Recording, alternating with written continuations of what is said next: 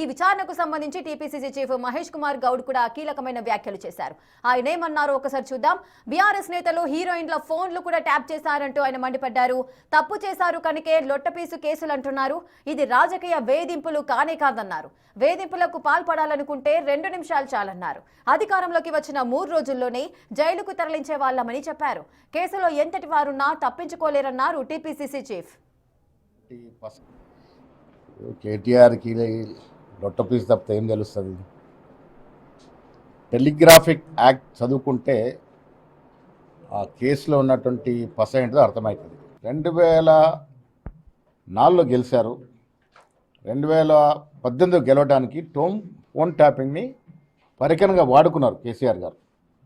ఎవరు ఎక్కడి నుంచి ఎవరికి మద్దతు ఇస్తున్నారు, ఎవరెవరితో మాట్లాడుతూ తెలుసుకోవడం జరిగింది. మహిళా యాక్టర్స్ల పైన కూడా ఫోన్ ట్యాపింగ్ చేసి వారి యొక్క వ్యక్తిగత జీవితాల్లో తొంగి చూసినటువంటి నీచమైన చరిత్ర బీఆర్ఎస్ నాయకులది.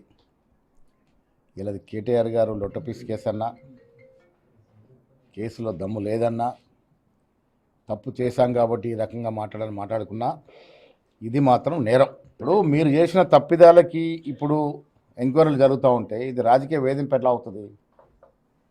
నిజంగా రాజకీయ వేధింపు చేయాలని ముఖ్యమంత్రి రేవంత్ రెడ్డి గారికి అలాంటి ఏమైనా ఆలోచన ఉంటే మేము డిసెంబర్ 7న 2023 అధికారంలోకి వచ్చాం.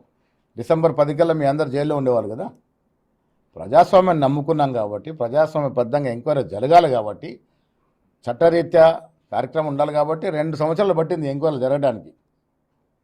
ఇదేం ఏకఛత్రాధిపతి ప్రభుత్వం కాదు రాగానే లోపడేయడానికి. రాజకీయ సాధించాలనుకుంటే ఎప్పుడు సాధించేవాళ్ళం. అలాంటి ఉద్దేశం లేదు, అలాంటి దురుద్దేశం లేదు. ఫోన్ ట్యాపింగ్ అనేది పెద్ద నేరమైనటువంటి కార్యక్రమం. దీని మీద డెఫినెట్గా ఎవరు తింటున్న వాళ్ళని వారికి శిక్ష అర్హులు అవుతారు. కేటీఆర్